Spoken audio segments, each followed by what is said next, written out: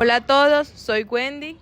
Y yo me llamo Ginus. Hoy vamos a hablar de un tema en el derecho, el precedente judicial, que vamos a abarcar la teoría de Michel Tafuro y luego cómo la aplica Botero Chica y Guevara Flores al caso específicamente en Colombia. Y al final haremos como una breve comparación con ejemplos reales en Colombia y una sentencia que ilustre nuestro debate.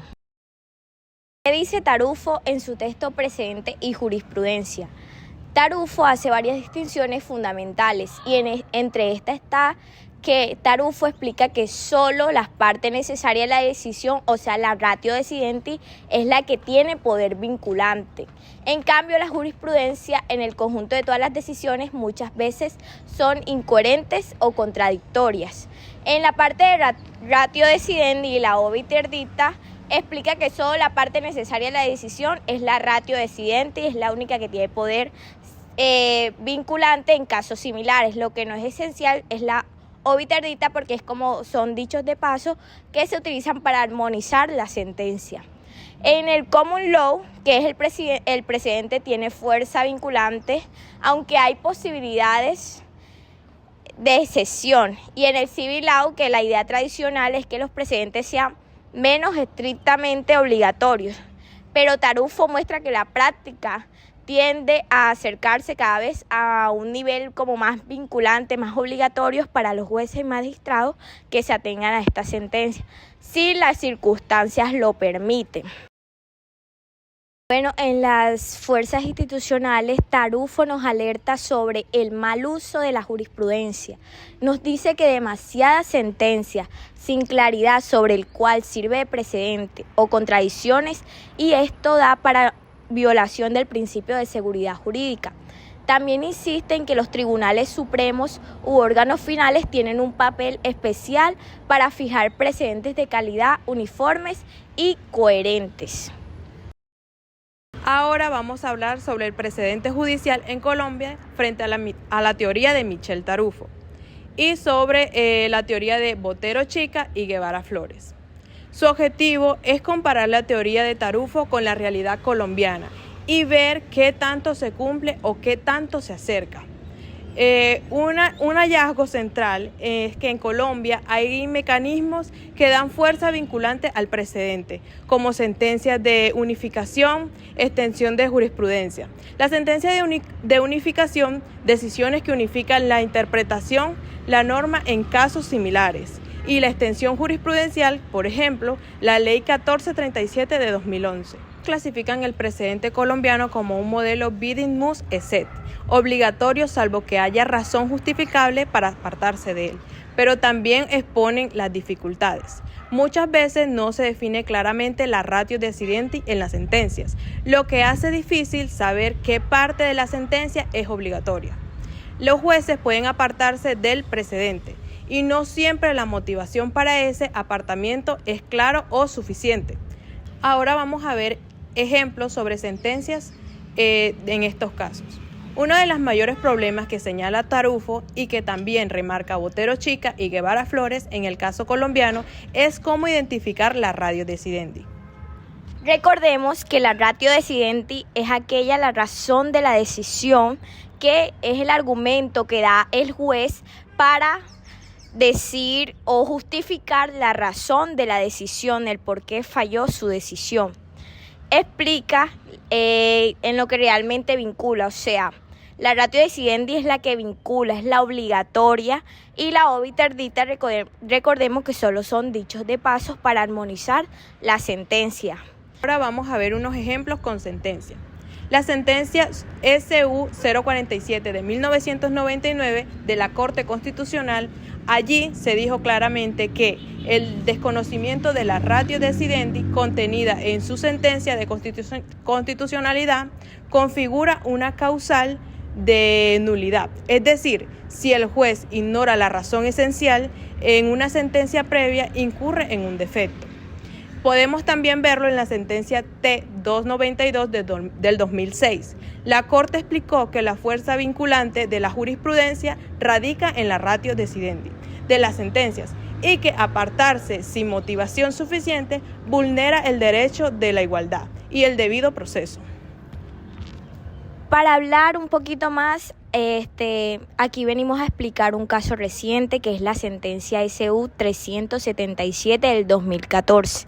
En esta decisión, la Corte Constitucional insistió en que no toda sentencia obliga, sino únicamente la ratio decidendi, o sea, la razón de la decisión es la única que obliga, y dijo que la función del precedente se centra en la regla que se deriva de la decisión concreta aplicables a casos futuros con hechos semejantes.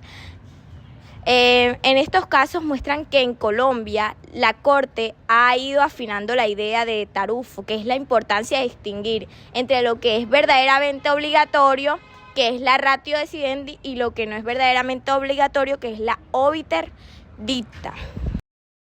Toda jurisprudencia emite sentencias, pero no toda sentencia se vuelve jurisprudencia. Sabemos que hay 3 tipos de jurisdicciones. La jurisdicción ordinaria, que su órgano de cierre es la Corte Suprema de Justicia; la jurisdicción contenciosa administrativa, que su órgano de cierre es el Consejo de Estado; y la jurisdicción constitucional, que su órgano de cierre es la Corte Constitucional.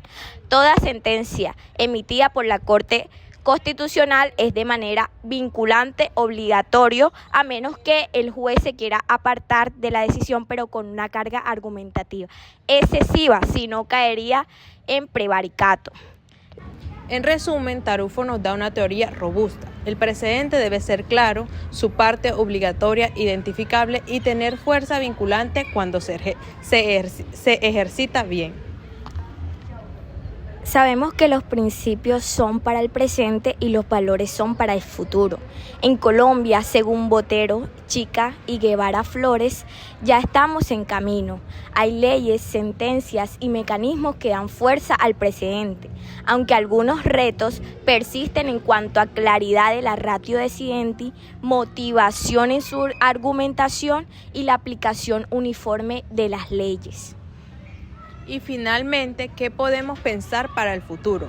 Algunas ideas para reflexionar son que las sentencias sean más explícitas en señalar cuál es la ratio decidendi, que los jueces que decidan apartarse de esta decisión procedan y lo hagan con argumentos válidos que puedan ser claros y fortalecer su idea, y que existan mecanismos institucionales como salas unificadas, tribunales de cierre que realmente operen. Ahora hablaremos sobre la diferencia entre el common law y el civil law. Yo creo que la diferencia entre el civil law y el common law está en su fuente principal del derecho.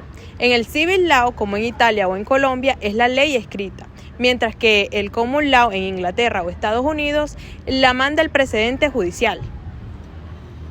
Sí, pero ojo, Wendy, recuerda que por esa distinción hoy ya no es tan rígida.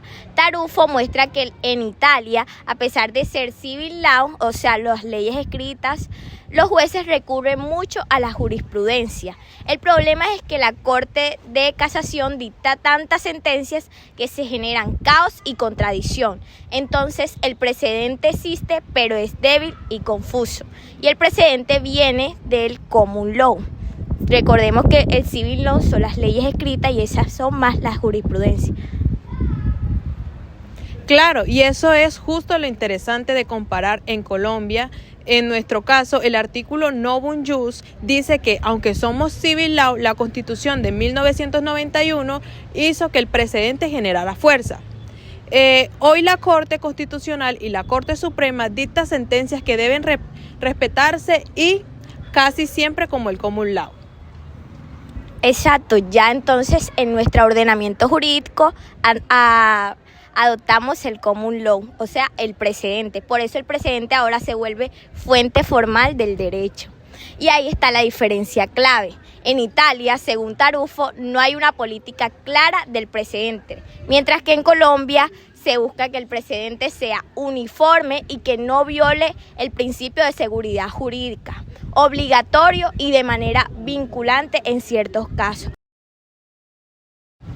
Entonces, podemos decir que en Italia muestra los límites del civil law cuando dependen demasiado de la jurisprudencia sin orden. Y en Colombia representa un experimento interesante, darle al precedente un papel central para garantizar la coherencia y derechos, aunque sin dejar de lado el civil law.